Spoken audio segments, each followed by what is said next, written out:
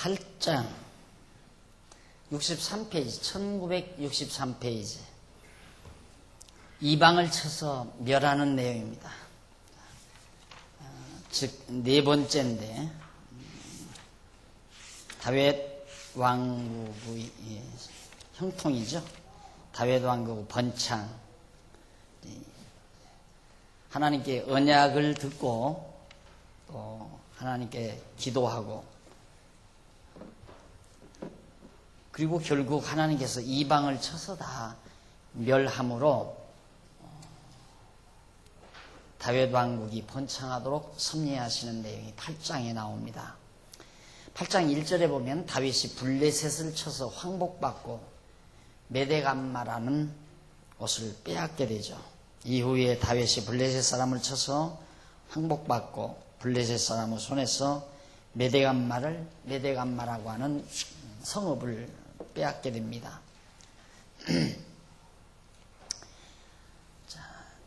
항상 그 블레셋은 다윗 왕국에게 항상 가시 역할을 자주 하죠.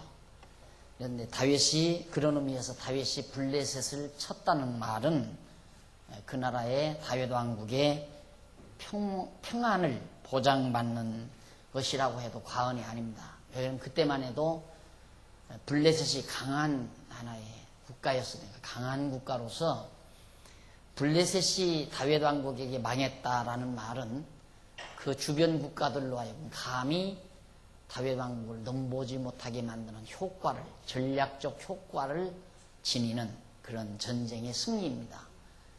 야, 블레셋이 쳐들어갔다가 망했단다. 다윗이 왕위에 오르라 처음 전쟁에서 지금 이기는 그런 장면이죠. 그 다음 8장 2절에 보면 다윗이 모압을 쳐서 종을 삼은 후에 조공을 바치게 하죠. 이런 장면을 보고 또 사람들은 그렇게 말합니다. 성경은 제국주의적 정치 체제다. 성경이 말하는 것은 제국주의적 정치 체제를 인정하는, 그래서 잘못된 정치관이 바로 성경에 기록되어 있다. 바로 왜냐하면 지금 이스라엘이 모압을 치고 모압을 쳐서 조공받고 이게 다 제국주의 발상 아닙니까? 제국주의적인 발상인데 이런 면을 이제 그렇게 평가를 해서 잘못된 책이다. 그런 면으로 이제 성경을 보는 경향들이 많이 있죠. 그러나 우리 이 지상은 내가 늘 강조하지만 공산주의 이념이라든가 자본주의 이념이라든가 제국주의 이념이라든가 민족주의 이념이라든가 이런 것들이 정설이 아니에요. 그것들이 진리다. 그게 아니에요. 하나님께서는 당신의 뜻을 펼쳐가기 위해서는 때로는 공산주의 체제하에 두기도 하고 민주주의 체제에 두기도 하고 제국주의 체제에 두기도 하고 또 민족주의 체제에 두기도 하고 그건 체제, 이 지상에 완벽한 체제라는 건 없어요. 그런데 사람들은 마치 어떤 정치체제가 완벽한 정치체제가 있는 것으로 바로 이 정치체제라고 하는 건 하나님께서 역사 섭리를 해가시기 위한 하나의 방편이기 때문에 방편과 수단에 있어서 다양성을 지니고 있는 겁니다. 아주 다양성을. 그러니까 성경에서 이렇게 다윗이 이방을 쳐서 그들로 하여금 조공을 받고 하는 것이 마치 제국주의적인 정치적 발상, 이것이 마치 진리로서 성경이 말하는 정치체제의 진리로서 등장한다고 하는 것은 매우 잘못된 생각이죠. 하나님께서 역사를 섭리해 가기 위한 하나의 그 시대의 수단, 방법입니다. 때로는 하나님께서 이스라엘 백성들 남의 나라에 포로로 잡혀가서 완전히 포로민으로 살게도 하시잖아요. 그러니까 정치체의 완벽성은 없다.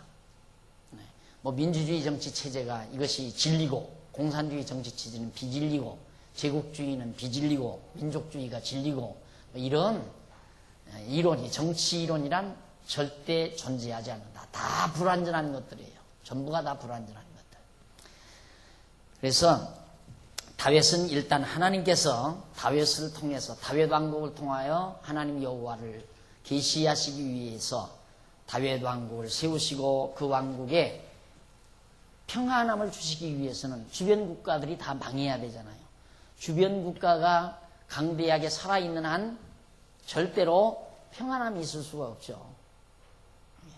지금 다윗으로 하여금 블레셋을 치고 그 다음 모압을 쳐서 종을 삼게 하는 모두가 다 다윗 왕에게 하나님께서 내 나라를 평안케 하리라고 하는 언약을 이루시기 위한 하나의 수단이에요.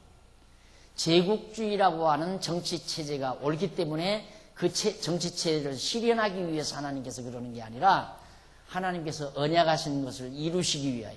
그럼 언약하는 걸 왜 이루는가? 하나님 당신 자신이 언약대로 이루시는 여호와이심을 계시하시기 위해서 그런 거니까 자꾸 이 세상에 어떤 체제가 완벽하고 올바른 체제가 있는 줄로 그렇게 착각하고 그걸 연구를 하고 뭐 거기에 완벽한 정치 이론과 이념을 만들어내려고 아무리 해봤댔자 다 필요 없는 거예요. 상황 따라 되는 거예요.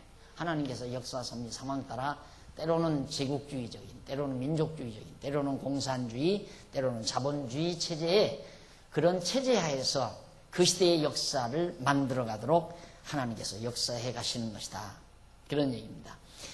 자, 그 다음에 이제 거기 2절에 보면 다윗이 또 모압을 쳐서 저희로 땅에 엎드리게 하고 줄로 재어 그 두 줄 길이의 사람은 죽이고 한 줄 길이의 사람은 살리니 모압 사람이 다윗의 종이 되어 조공을 바치니라. 그러니까 반은 죽이고 반은 살려서 종을 만들었다. 사실 국력이거든요. 노예라고 하는 것은 그 나라의 국력일 수 있어요. 그러니까 하나님께서 벌써 다윗 왕국을 강성하게 하기 위해서는 모압이라는 이방 민족들을 치게 해서 일부 죽이고 반은 살려서 그들로 하여금 정말 하나의 노예를 삼아가지고 그들로부터 많은 조공을 받아들여 다윗 왕국의 부강함을 이루게 하시는 하나님의 섭리가 거기에 담겨져 있습니다. 이게 성경에 보면 악인으로 벌게 해서 의인이 쌓게 한다. 의인이 누리게 하신다라는 말은 여기에서 악인이란 윤리적으로 도덕적으로 악인을 말하는 게 아니라 이방 민족들을 말하는 겁니다. 이방인. 의인이란 뭐 도덕적으로 윤리적으로 선한 자를 의인이라고 하는 게 아니라 하나님의 택한 백성. 지금 바로 그거죠. 하나님께서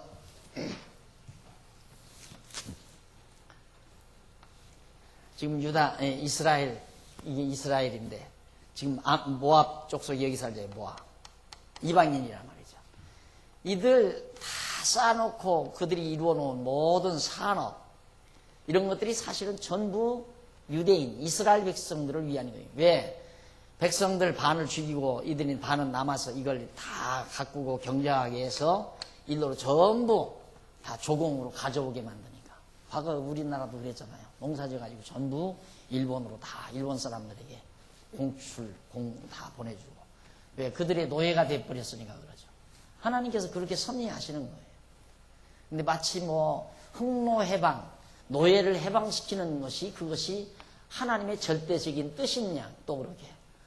난 청소년 때 그 에브라함 링컨에 대한 전기를 읽고 야 이게 정말 노예를 해방하는 것이 기독교 정신이다.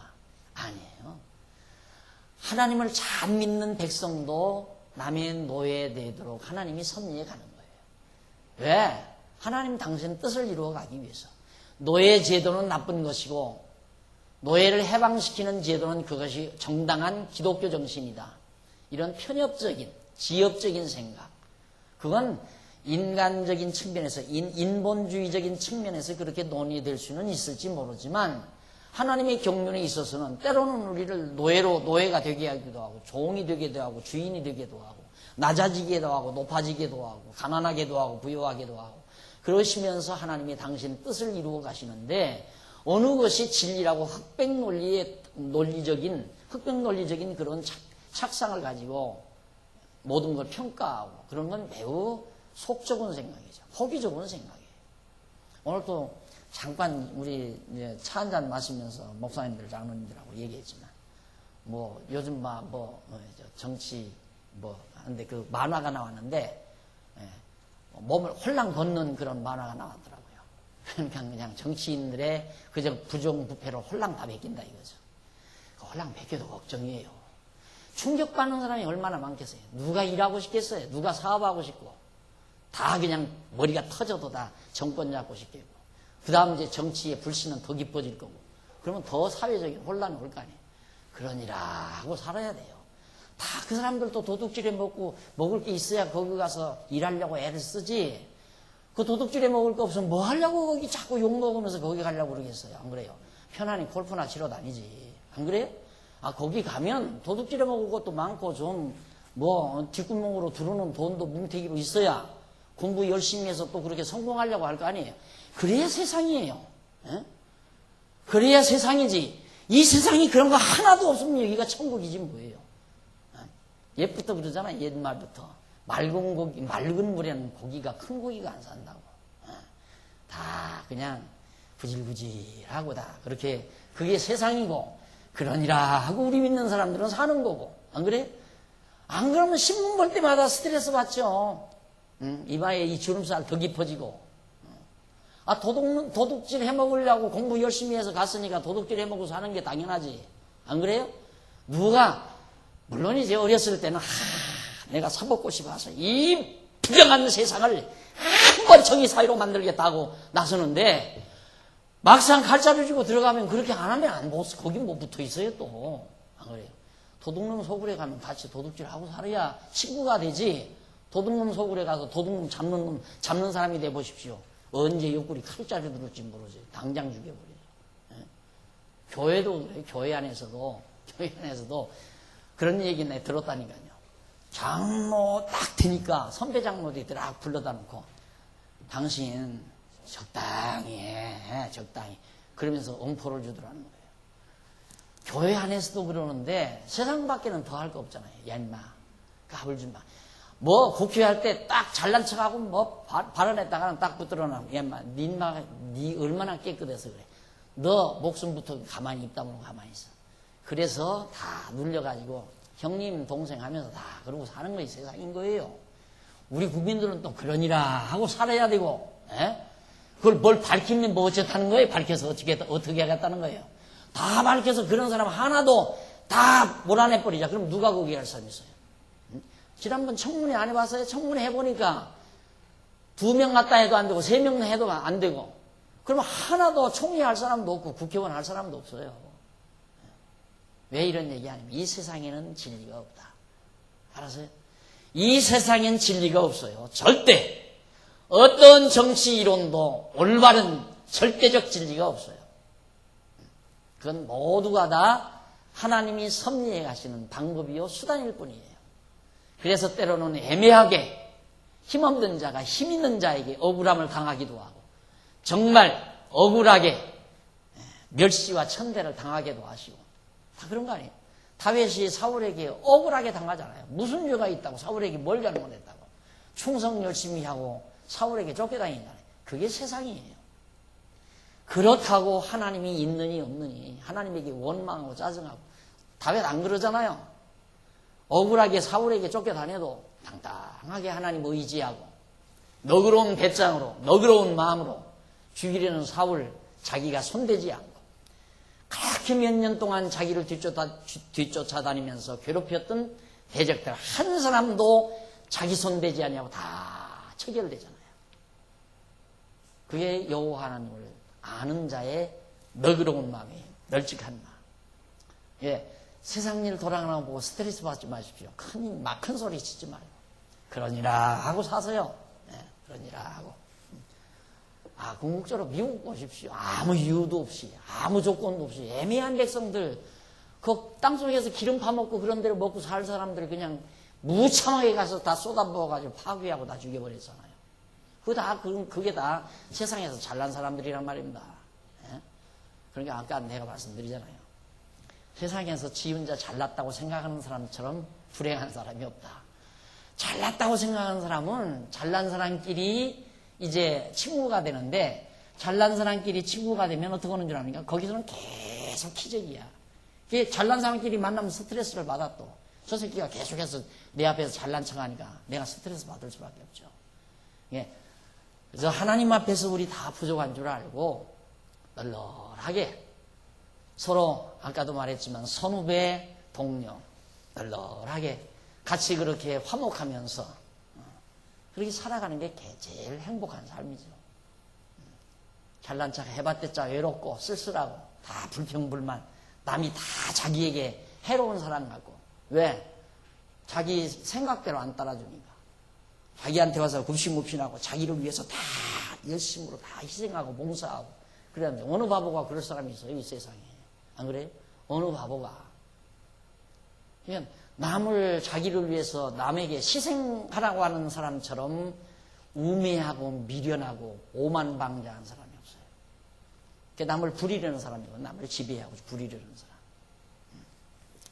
예, 요셉 보십시오. 요셉이 가서남에게 부림받고 종로로 됐지만 억울하게 또 감옥에 들어가지만 당당하잖아요. 당당하게 하나님을 의지하고 결국 애굽의 총리가 돼서 자기 민족들, 애굽 천지 모든 국민들을 위해서 총리 시절에 봉사한 위대한 정치가로서 한 생을 그가 마치게 되죠. 자, 그러니까 하나님을 의지하고 살 때 하나님께서는 때로는 나를 낮추기도 하고 높이기도 하고 나를 가난하게도 하고 부유하게도 하고 억울함을 당하게도 하고 존경을 받게도 하고 다 하나님이 그러시는 거니까 하나님을 의지하고 스스로 자기 스스로 잘난 척할 필요는 없다. 내가 잘난 척 안 해도 하나님이 잘난 척 하게 여기 나오잖아요. 존귀케 하게 한다. 다윗 존귀케 만들어 주겠다 이 말이에요. 하나님께서 만들어 주어야지 자기가 존귀케 하려고 하는 것처럼 치사한 게 없어요. 여러분 가장 꼴불견이 잘난 척하는 것처럼 꼴불견이 없잖아요. 그거 보면 밥맛 떨어지죠. 잘난 척하면 밥맛이 떨어져요. 같이 밥 시켜놓고 딱 식탁에 밥이 나왔는데 앞에 앉아서 잘난 척하면 밥맛이 싹 떨어지잖아요. 왜? 보기가 역겨우니까. 그 잘난 척하는 모습 보기가 역겨우니까. 하나님이 존귀케 해주는 건 보기도 기뻐요. 진짜. 하나님이 존귀케 하는 거. 왜? 하나님이 존귀케 할수록 본인은 자꾸 겸손해지니까. 내가 뭔데? 내 가문이 뭔데? 이러면서 다윗이 나오잖아요. 나 아무것도 아닌데 왜 하나님께서 이렇게까지 해주셨습니까? 그러니 얼마나 보기 좋아요. 그래서 옛말에 격언에 그런 말이 있어요.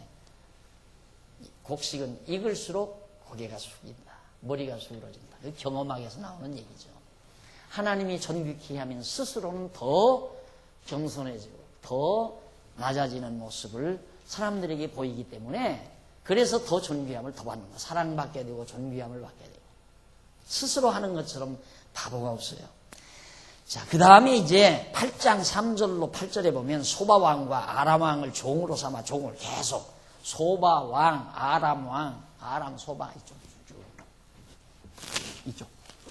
이쪽에 있는 대적들 이들도 전부 쳐서 전부 조공 다 갖고 와라 그 말이에요. 얼마나 야비해요 다윗이. 안 그래요? 얼마나 야비하냐 말입니다.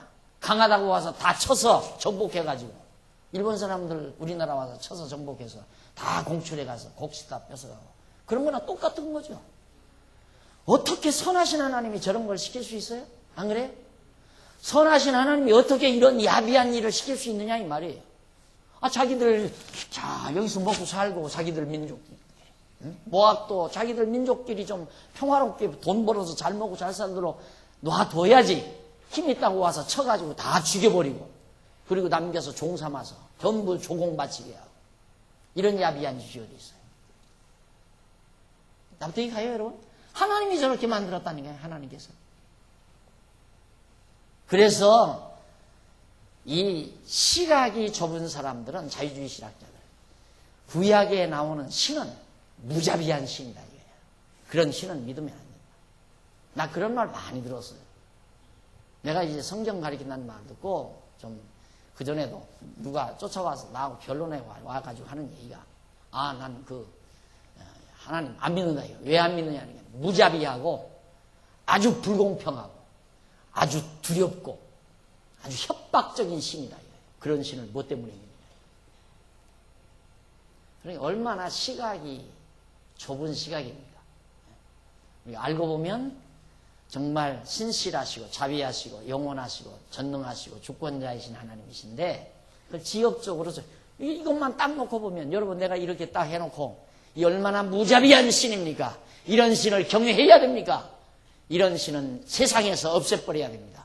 니체의 제자로서 힘있게 말해야죠. 그런 신은 저격시켜버려야 한다. 세상에 있어서는 안 된다. 이런 사악한 신, 강자로 하여금 약자를 쳐서 멸해가지고 조공받아서 치부하게 만드는 이런 불합리하고 불의한 신을 우리가 왜 경외하며 섬겨야 됩니까? 뭐라고 답변하실래요? 그러게요. 하나님의 왜 하나님께서 다윗을 종교케 하고 평안케, 왜 저 살려두면 나중에 쳐들어오니까, 쳐들어온단 말입니다. 살려두면 계속해서 쳐들어와서 다윗 왕국을 괴롭히고 고통스럽게 하니까 하나님께서 모든 대적, 주변 대적 다 없애버려야 다윗의 나라가 평안할 거예요. 이스라엘 나라. 원약 이루시기 위해서 그렇게 하는 거예요. 예, 하나님께서 당신의 언약을 이루는 데는 인간의 기준으로 보아서 악하다 선하다 아무 관계 없어요. 인간의 판결 기준으로 보아서 악한 일이다 선한 일이다 아무 관계 없다 이 말입니다. 당신의 정하신 뜻을 이루어서 하나님 여호와를 계시하는 데 있어서는. 그러니까 애시당초 창조할 때부터 빛과 어둠도 지어놓고 사단도 지어놓고 악인도 악한 날에 적당하게 하나님께서 다 만들어 놓으신 거죠. 그렇게 하나님이 쓰시려고. 사단은 악한 날에 써야 할 거 아니에요. 악한 날에 천사 쓸 수는 없잖아요.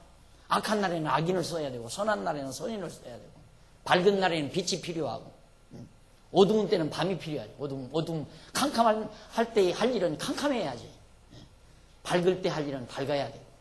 그래서 빛과 어둠도 필요한 거, 악과 선이 다 필요한 거예요. 하나님께서 당신의 뜻을 이루어 가는 데 있어서.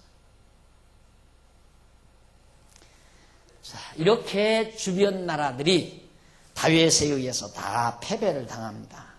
3절 루브 아들 소바왕 하닷 에셀이 자기 권세를 회복하려고 유브라데 강으로 갈 때에 다윗이 저를 쳐서 그 마병 1,700과 보병 2만을 사로잡고 병거 100승의 말만 남기고 그 외의 병거의 말은 다 발의 힘줄을 끊어버렸다.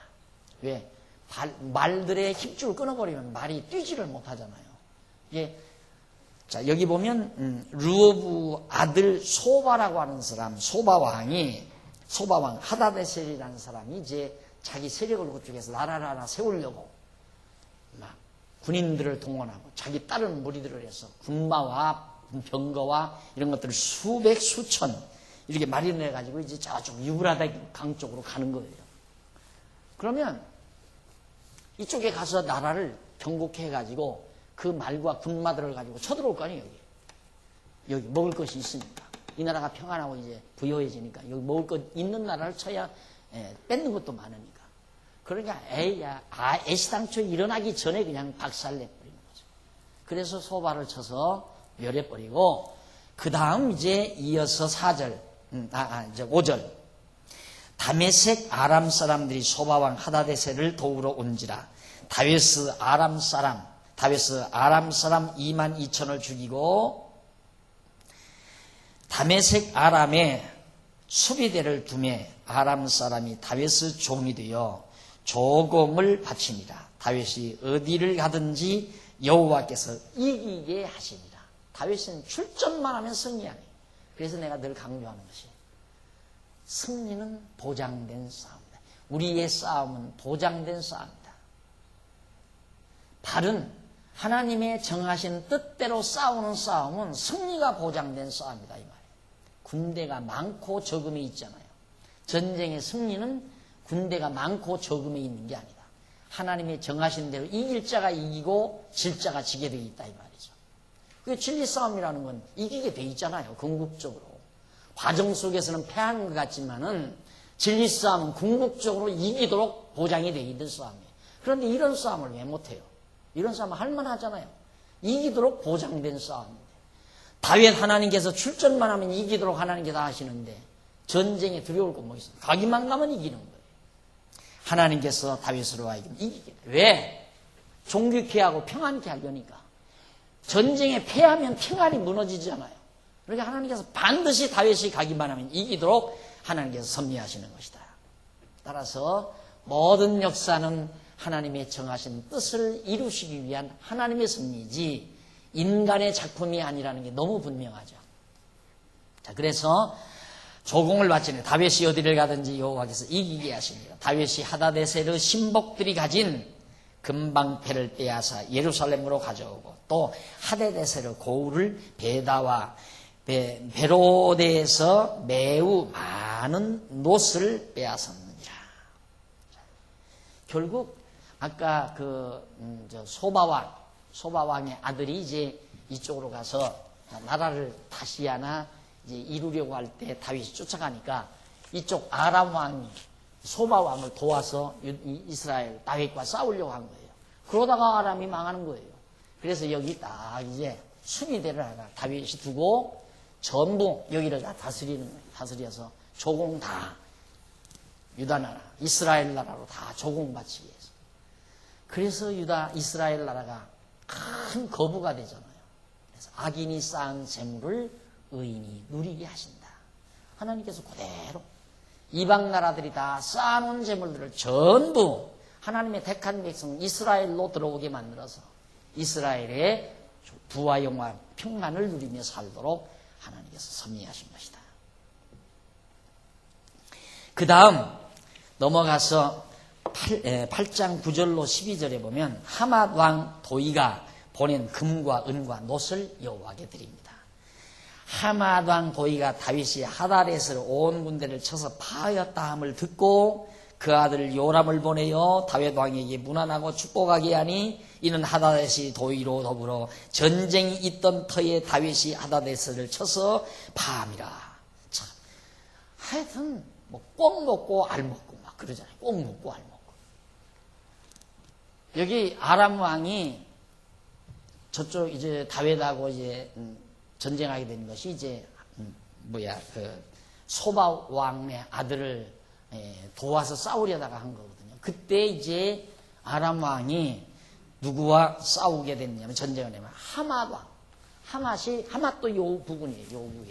여기가 이제 하맛인데 하맛 왕하고 이제 이 아람 왕하고 이제 전쟁하던 터였어요. 전쟁하던 터. 전쟁터였는데 이놈의 세상 항상 조금만 약하면 덮치는 게 세상이에요. 알아서 전쟁은 끝나지 않아요. 언제라도 끝나지 않게 돼 있어요. 이게 역사예요. 약하면 죽어요. 약하면 보편적으로. 그러니까 조금 힘이 강하니까 약한 자를 불쌍히 여기고 살아야 되잖아요. 그런데 힘이 강해도 덜 불안한 거예요. 왜? 저놈이 언제 강해질지를 모르니까. 자기보다 약한 나라가 언제 강해질지를 모르니까 그게 불안한 거예요. 그러니까 그걸 쳐서 항상 자기 밑에서 정말 빌빌대야 마음이 안심을 하는 거거든요. 그러니까 지금 요즘 우리 동남아 정세가 이렇게 우리 아세아, 우리나라 주변 정세가 이렇게 어려운 이유도 일본의 경제 대국 아닙니까? 경제 대국에다가 한국 경제 높아지 중국이 지금 막 일어나잖아요. 막 8%, 9% 경제 성장이 이루어지면서 세계 시장을 좌우할 만한 엄청난 인구가 살고 있고 땅덩어리를 가지고 있는 나라이기 때문에 가장 불안한 것이 미국으로서는 지금 가장 불안한 게 유럽과 지금 아시아권이고 다 불안한 거예요. 유럽이 다 통폐합해가지고 이제는 유럽 왕을 하나 세운다고 그러잖아요. 그럼 땅덩어리도 높지. 거기는 문화, 모든 유산, 그들의 시설 이런 것들이 너무 막강한 지역이란 말이에요. 유럽도. 지형학적으로도 좋고. 그런데다가 또 아시아권에서 이 난리가 나니까 미국으로서는 한없이 불안할 수밖에 없죠. 세상 평안한 데 없어요. 이제 두고 보십시오. 다 불안할 수밖에 없어요. 그래야 이거 완전히 자기보다 팍 낮아져 버려야 한동안이라도 좀 편안하게 지나는데 편안해도 계속해서 한쪽에서는 전쟁 준비를 해야 돼요. 잘 살펴보면 저놈들이 소총 만들면 여기는 M방총 만들면 여기는 기관총 만들고 로켓 만들고 이렇게 딱 들이다 보면서 그렇게 쌓아놔야 좀 안심한다. 자기들은 무기 생산, 무서운 파괴 무기를 막 만들어가면서 다른 나라가 만들려고 죽어도 못 만들게 짓밟으려고 하는 이유가 다 그런 거거든요. 그걸 나쁜 놈이다. 안 나쁜 게 세상에 어디 있어요. 세상은 그럴 수밖에 없는 것. 내가 부시 대통령이 돼도 그럴 수밖에 없는 것. 가만 안 놔두죠. 그래야 사는데 세상적으로 말입니다. 근데 여기서도 이렇게 전쟁이 벌어지던 판에 다윗이 아람 왕을 쳐서 부셔버리니까 아이고 형님 고맙습니다 이 말이에요. 그래서 당장 하맛 왕이 자기 아들에게 금은보화 잔뜩 실려가지고 예물 보내가지고 다윗 왕께 가서 살해드려라.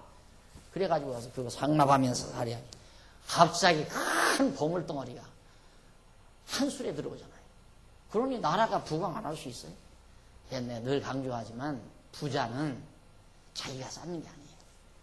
자기가 돈이 막 들어와야 돼요. 들어와. 그냥 돈이 계속 몰려 들어와야 부자가 되지. 자기가 억지로 그걸 쌓으려면 쌓아도 그게 제자리에 있을 수 없는, 제자리에 놓여 있는 것이 아니다. 하나님이 부도 하나님이 좌우해요. 쌓게도 하고 나가게도 하시고. 다윗이 언제 돈을 벌어서 저렇게 큰 부자가 되겠어요? 하나님이 막 몰려오게 하잖아요. 악인들이 벌어놓은 재산이 자꾸 몰려들게 만들잖아요. 그렇게 해서 다윗 왕국이 부강한 나라가 되지게 됩니다. 그래 9절 보세요. 하맛 왕 도이가 다윗 다 읽었죠. 노략 거기 몇 절 보면 11절. 다윗 왕이 그것도 여호와께 드리되 그 금그릇 은그릇 놋그릇을 가지고 왔는데 그걸 다 여호와께 드리되 저가 정복한 모든 나라에서 얻은 은금 곧 아람과 모압과 암몬 자손과 블레셋 사람과 아말렉에게서 얻은 것들과 소바왕 루과 가들 하닷에서 노력한 것과 같이 드리니라. 다 같이 드렸다. 블레셋, 모압, 그 다음에 이 지역들 이런 주변에서 다 가져온 거예요. 이걸 다 하나님 앞에 전부 금은 모아를 다 하나님께 드렸다는 것은 성전 그 안에다가 성막 안에다가 하나님의 소유로 곳간에 다 쌓아놨다.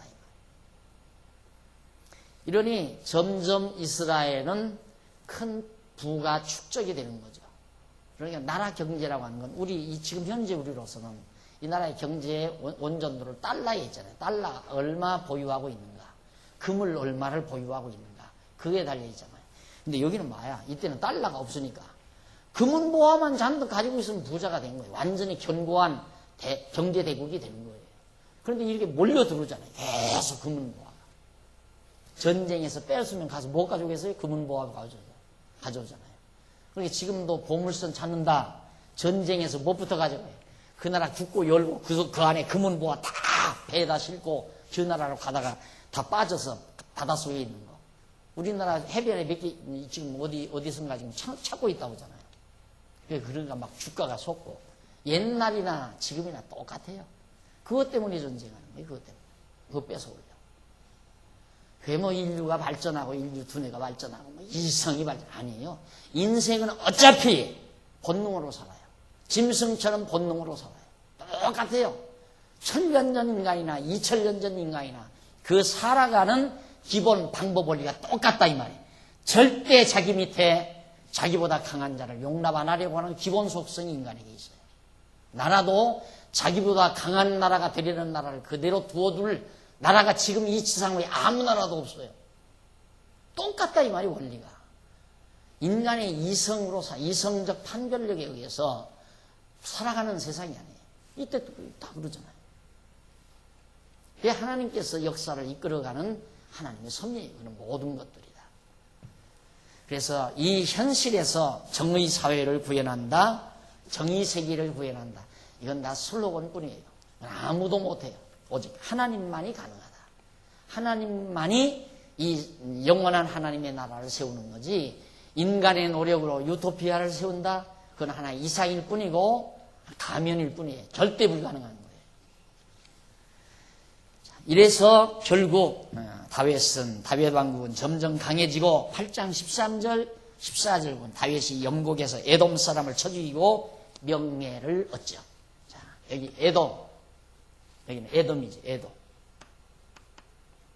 모압, 암몬. 전부 주변 아닙니다. 주변. 왜? 하나님께서 평안케 하시고 다윗을 존귀케 하고 평안케 하시고 전쟁에서 이기니까 다윗 계속 승리하니까 다윗의 이름이 존귀해질 수밖에 없죠. 또 승리하니까 나라가 평안해질 수밖에 없고, 하나님께서 언약을 이루시기 위해서 그래요. 강한 나라가 약한 나라를 쳐서 지배하고 사는 것이 정의롭기 때문에 하나님께서 그렇게 시키는 게 아니라, 하나님 당신을 계시하시기 위한 수단으로 다윗으로 하여금 약한 주변 나라들을 다 쳐서 정복하게 만드는 거다. 약한 나라를 쳐서 정복하는 것이 정의롭고 올바른 일이기 때문에 그렇게 하게 하시는 것이 아니라, 절대 우리가 이 세상에서 정의를 실현하고 정의를 구현하려는 쪽에 포인트를 맞추면 전혀 아무것도 해석이 안 돼요. 정리가 되지도 않고, 하나님이 계시 차원에서 모든 걸 이해할 때 깨끗하게 정리가 되죠. 그래서 하나님께서 왜 이렇게 다윗으로 하여금 주변 나라들을 다 쳐서 복종하게 해요? 우리가 지금 현재 인간적인 시각으로 보면 다윗은 아주 포악한 폭군이죠. 주변 나라들을 다 쳐서 저렇게 다 빼앗습니다. 얼마나 무서운 강도 같은 폭군입니까? 그런데 저게 하나님께서 하시는 일이야. 왜? 당신의 뜻을, 당신의 정하신 언약을 이루어주기 위해. 왜 언약을 이루는가? 하나님 살아계심과 그가 언약대로 이루시는 여호와라는 사실을 우리들로 하여금 깨닫고 믿고 경외케 하려는 거죠. 자, 그 다음, 거기 다윗이 영국에서 에돔 사람 1만 8천을 죽이고 얼마나 잔인합니까? 사정없어요. 13절, 다윗이 영국에서 에돔 사람 1만 8천을 죽이고 돌아와서 명예를 얻으니라. 명예. 내 이름을 존귀케 한다면 명예로워지잖아. 다윗이 에돔의 수비대를 두되 온 에돔의 수비대를 두니 에돔 사람이 다 다윗의 종이 되니라. 다윗이 어디를 가든지 하나님께서 이기게 하셨느니라. 하나님이 하셨다 이 말이다. 15절로 18절, 다윗 왕이 이스라엘을 다스려 왕국이 견고하게 세워졌다는 내용입니다. 다윗이 온 이스라엘을 다스려 12지파죠. 모든 백성에게 공과 의를 행할세. 모든 백성에게 공과 의를 행할세. 이 정말 고통스러운 공과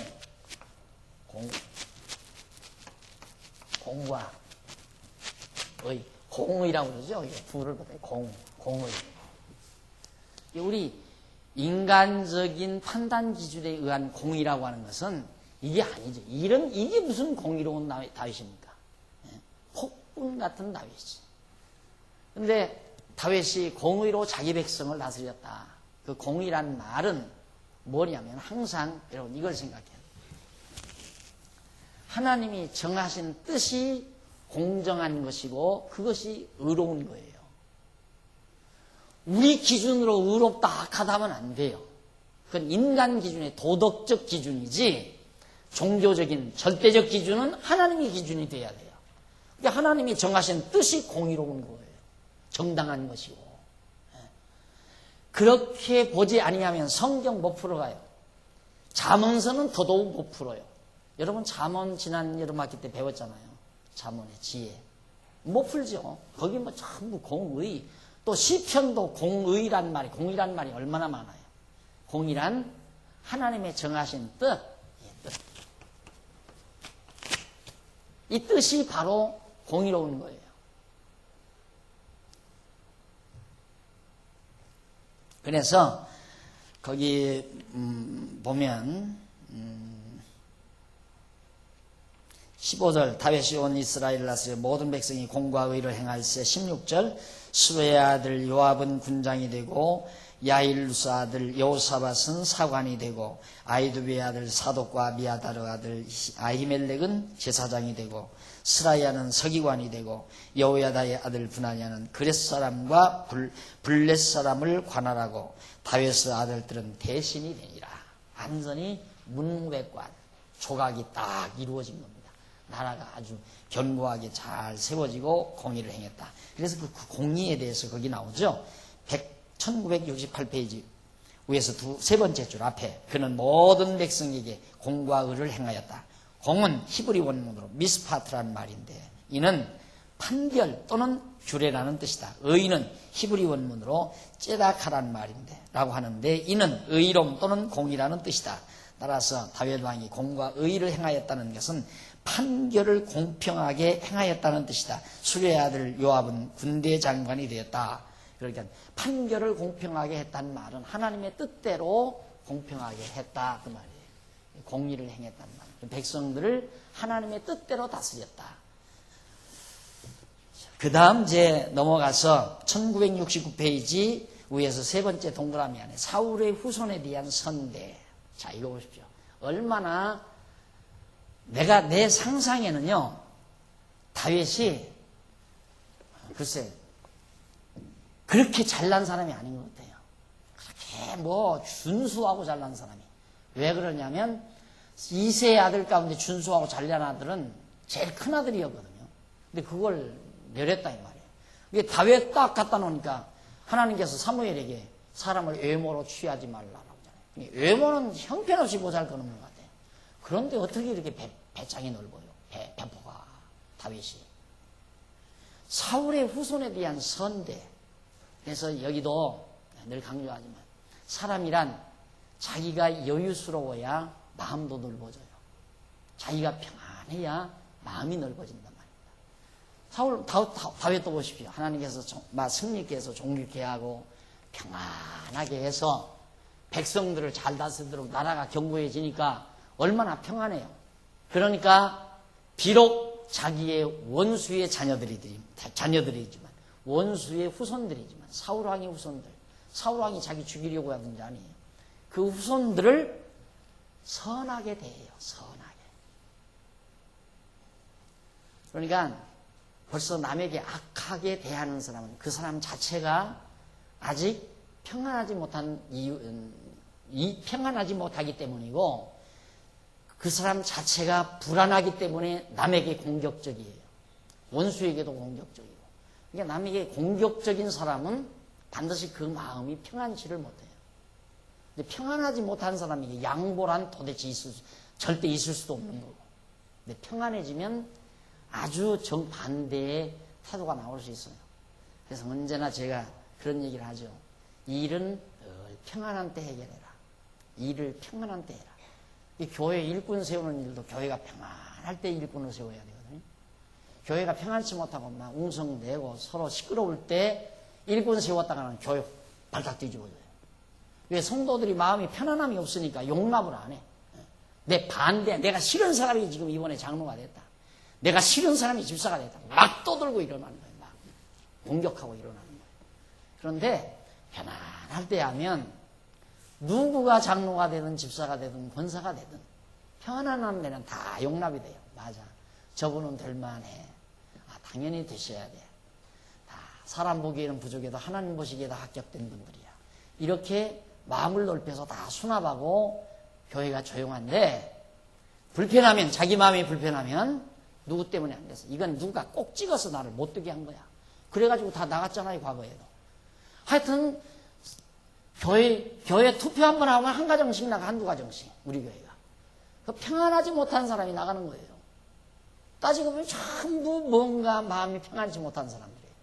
금년에 또 할 판인데 또 한두 가정 나가겠지. 그 왜 나가느냐? 누구가 나가는가? 평안치 못한 사람이 나갈 거예요. 평안한 사람은 안 나가요. 편안해요. 아이고 금년 안 되면 또 내년에 되겠지. 뭐. 자기가 되고 싶어도 금년 아니면 내년에 또 될 수 있겠지. 이렇게 너그럽게 받아들이지 그걸 뭐 공격을 해가지고 시끄럽게 하고 그게 이제 안 통하니까 에이 더러워서 못 다니겠다 하고 안 나오버리는 거지. 틀림없잖아요. 다윗 자기가 너그러워서 너그러운 게 아니에요. 하나님이 너그럽게 했잖아요. 다윗을 존귀케 하고 평안케 하니까 마음이 너그러워서 베풀 마음이 생기는 거죠. 베풀을 마음. 아무나 베푸나 아무나 베풀고 사나요? 아무나 베풀지 못해요. 밥 한 그릇 남 사주는 것도 아무나 못 사주는 거예요. 예? 남이 사주는 밥은 딸꾹딸꾹 잘 먹지만은 밥값 아무나 내는 게 아니에요. 그 낼 마음이 있어야 내는 거거든요. 그래도 돈 있어요. 돈 있다고 해서 밥값 내는 거 아니에요. 아무나 내는 게 아니에요. 자기 마음이 너그러워져야. 이게 열려져야 내는 거죠. 그러니까 억지로 마음이 너그러워지는 게 아니지. 하나님께서 너그럽게 하고 하나님께서 풍성하게 만들어야 그렇게 되지는 거죠. 이 다윗이 후손들을 선대한다는 건 너무너무 정말 감동스러운 장면 아닙니까? 씨를 말릴 텐데. 아니면 보편적인 사고로는. 9장 1절 다윗이 가로되 사울 집에 오히려 남은 사람이 있으니 내가 요나단을 인하여 그 사람들에게 은총을 베풀리라 하니라. 요나단 원수의 아들과 얼마나 가까이 지났습니까? 요나단이 생각이 나는 거예요. 자기가 평안하니까. 어떻게 요나단이 살아있었으면 대신 자리를 하나 줄 수 있었을 텐데 이 생각하잖아요. 이때야 생각이 나는 거예요. 처음에는 하나님 여호와의 언약궤가 생각나더니만 이제 평안해지니까 친구가 생각이 나는 거예요. 자기에게 도움을 준 분들이 생각이 나는 거예요. 하나님 믿는 사람은 그렇게 인정이 메마른 게 아니에요. 하나님 믿어도 먼저 하나님 생각하지만 다 생각하잖아요. 나에게 은혜 주신 내가 오늘날 나되기까지 주변에서 협력해주고 도와주고 힘주고 이런 사람들 생각 안 하면 그 인간 아니죠. 어떻게 인간이에요? 배고팠을 때 밥 한 그릇 사준 것 잊지 말아야 되고 헐벗었을 때 옷 한 벌 사준 것 잊지 말아야 되고 저는 죄송해요. 제 얘기에서 안 됐지만 지난번 재직회 세미나 할 때 그런 얘기를 했는데 저 처음 교회 개척할 때 헌옷 파는 가게 동대문에 헌옷 파는 가게를 어떻게 나는 그것도 몰랐어요. 동대문 시장 갈 수도 없었고 뭐 그냥 학교에서 장학금 받아 공부하는 뭔 돈이 있어서 동대문 시장 다니겠어요. 근데 교육전사를 하는데 돈이 어디가 있어요. 그런데 그 선배 목사님이 날들 한번 가자 그러더라고요. 가더니만 동대문 시장에 가서 솔직히 얘기를 해요.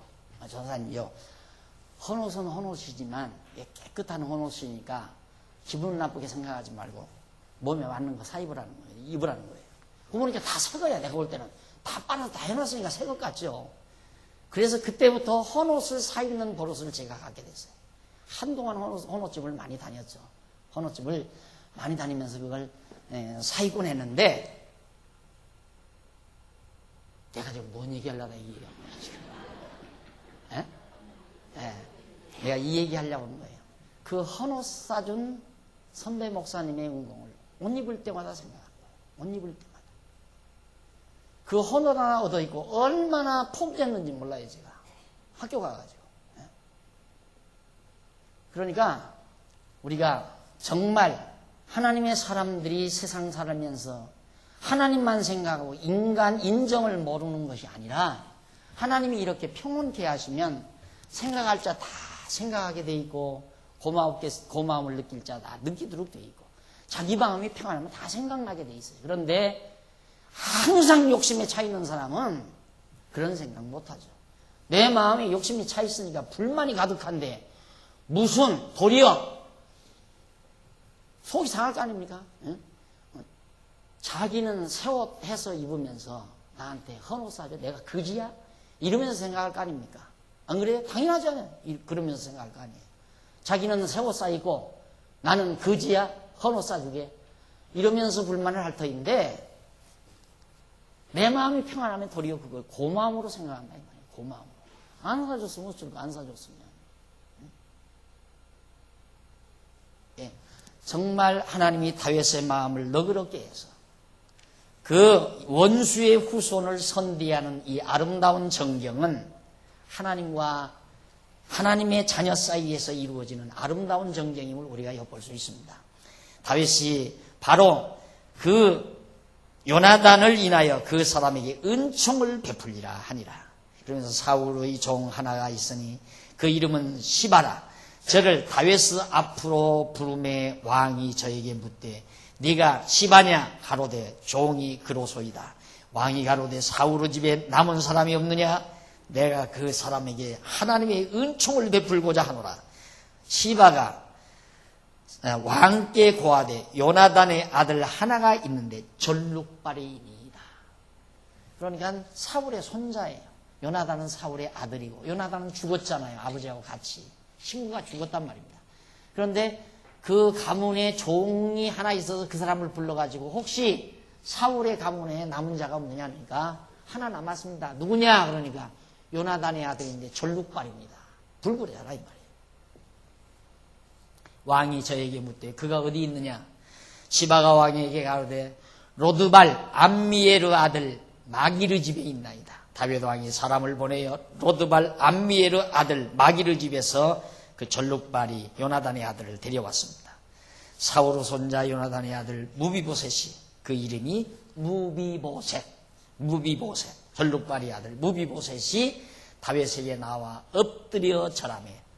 오라니까 죽일 줄 알았겠죠. 무비보셋이. 야, 이제는 죽었구나. 왕이 오라는 거 보니까 이제는 죽었구나 하고 갔을 거 아닙니까? 가서 절을 엎죽하니까 다윗이 가로되 무비보셋이여, 내가 반드시 네 아비 요나단을 인하여 내게 은총을 베풀리라. 내가 네 조부 사울의 발을 다 내게 도로 주게, 사울의 밭을 내게 도로 주겠고, 또 너는 항상 내 상에서 먹을지니라. 저가 절하여 가로되 이 족이 무엇이고 한데 왕께서 죽은 개 같은 나를 돌아보시나이다. 얼마나 감동스럽습니까? 사울이 그때 왕으로 있을 때 가지고 있었던 부동산, 그거 다 국가로 환수했을 거 아닙니까? 사울 죽음이. 그거 다 내가 내 기업으로 다 주겠다, 이 말. 갑자기 무비보셋이 부자가 돼버린 거예요. 그리고 너는 왕궁에서 나와 함께 밥상에서 나와 함께 밥 먹자. 평생 나와 함께 그렇게 밥 먹고 살자. 우정, 그리스도 안에서의 우정, 신앙 안에서의 우정, 얼마나 따끈하게, 아주 깔끔하게 우정을 유지하고 있습니다. 자기 사울에게 쫓겨서, 죽음에 쫓겨서 이리저리 다닐 때 아버지 편들지 아니하고 하나님 편에 서서 격려해 주었던 요나단, 어찌 다윗의 머릿속에서 잊을 수가 있겠습니까? 그걸 잊지 못하고 끝내는 정말 그 은공을 갚을 수 있는 기회가 있다는 것은 다윗으로서는 엄청난 축복이죠. 그것도 내가 은공을 갚을 수 있는 기회가 온다는 건 대단한 복입니다. 그것도. 왜? 그걸 갚을 때 느껴지는 흐뭇함, 그 복스러움은 대단한 거 아닙니까? 내가 은총을 입고 그 은공을 갚을 때의 흐뭇함이라는 건 대단한 거란 말입니다. 그런데 우리는 계속 베풀면서 누리는 기쁨은 항상 우리는 상상을 못하는 경우가 많아요. 그게 바로 자기 마음이 각박하기 때문에, 편안치 못하기 때문에. 그러나 내 마음이 편안하면 정반대의 생각을 해요. 선물을 받으면서 기뻐할 줄만 알던 사람이 내 마음이 진짜 편안하면 선물을 주는 기쁨을 누릴 수 있는 그런 마음으로 바뀌어진다, 이 말이죠. 지금 다윗이 그런 모습 아닙니까? 요나단에게 엄청 친구의 우정을 받을 때의 기쁨은 컸죠. 얼마나 컸겠습니까? 유일한 정보통인데, 확실한 정보통. 아버지가 너 죽이려고 한다. 도망쳐라. 이렇게 하면 너 도망쳐라. 그래가지고 사실은 인간적으로 볼 때는 요나단 때문에 다윗이 산 거예요. 궁극적으로 하나님이 다 그렇게 섭리해서 살게 하신 거죠. 그러니 다윗이 어떻게 요나단을 잊어요? 결국 나라가 평온해졌을 때 사울의 그 후손 무비보셋, 요나단의 아들 무비보셋을 불러다가 그 모든 유산 다 도로 돌려주고, 그리고 자기 밥상에서 함께 밥을 먹으면서 친구 생각하며 먹을 것 아닙니까? 사람은 아름다운 생각을 계속 할 수 있다는 건 행복한 사람입니다. 그 아름다운 생각이 오래 지속이 안 되잖아요. 왜? 내 마음이 불편하면 다 잊어버려요. 그러나 내 마음이 평안하면 아름다운 생각이 계속 유지가 됩니다. 내 마음이 불편하면 아름다운 생각은 잊어버려지고 안 잊고 온 생각만 자꾸 기억이 나고. 그러니 마음 편하다는 것이 얼마나 중요한가를 알 수 있잖아요. 우리가 세상을 살아가는 데 있어서. 내 마음 편안하면 다 아름답게 보여요. 모든 것이 아름답게 보여요. 그리고 아름다운 생각이 계속 유지가 돼요. 무비보셋을 밥 먹을 때마다 바라보면서 친구의 아름다운 우정을 생각하며 사는 다윗의 행복감을 짐작할 수 있잖아요. 이것이 지금 다윗의 아름다운 삶의 정경 중에 하나입니다. 자, 3절 왕이 가로되 집에 내가 내 상에서 먹을지니라. 8절 저가 절하여 가로되 이 종이 무엇이간데 왕께서 죽은 개 같은 나를 돌아보시나이다.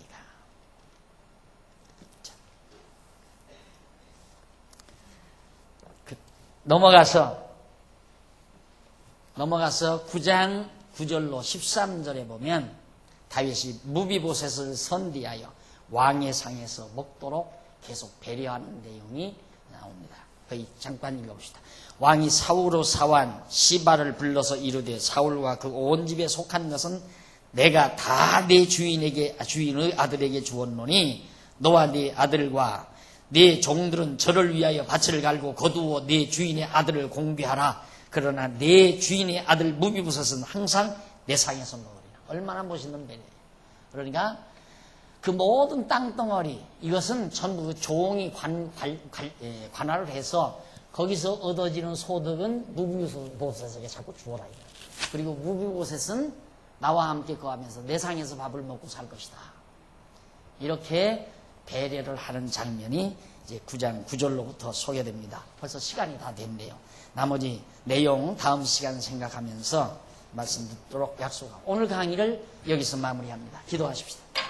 자비로우신 하나님 아버지, 하나님께서 이름 없이 또 초라했던 다윗을 선택해서 이스라엘의 왕으로 세워놓으시고 그로 하여금 존귀케 하고 평안케 해서 급기야는 원수의 후손에게도 너그러움을 베푸는 이 엄청난 사건을 우리들에게 깨닫게 하심을 진심으로 감사합니다. 이 모든 일들이 하나님께서 당신의 뜻을 이루시고 또 당신을 하나님을 우리에게 계시하시기 위한 하나님의 놀라운 섭리임을 저희들이 알았습니다. 전능하신 하나님이여, 오늘 우리를 또 하나님을 의지하고 정말 우리 마음속에 참 평안을 누리면서 날마다 감동하며 감사와 감격이 넘치는 삶을 살아가도록 역사하시옵소서. 우리 생각 속에 모든 불편한 것, 우리 생각 속에 모든 탐악과 욕심 저버리고 하나님께서 이루어 주시는 범사에 감사하는 놀라운 하나님의 자녀들로 삼아주시옵시기를 비오며 오늘 또 드린 연보 소중한 일에 아름답게 열매 맺게 해주시옵소서. 예수님의 이름으로 기도드립니다. 아멘.